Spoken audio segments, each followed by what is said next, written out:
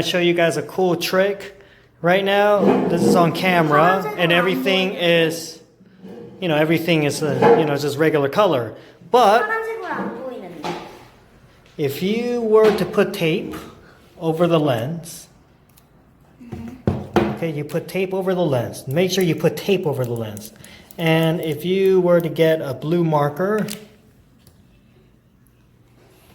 everything turns blue. So it doesn't matter what color. You can do this with red, blue, yellow. It doesn't matter. When you record, it comes out in that color.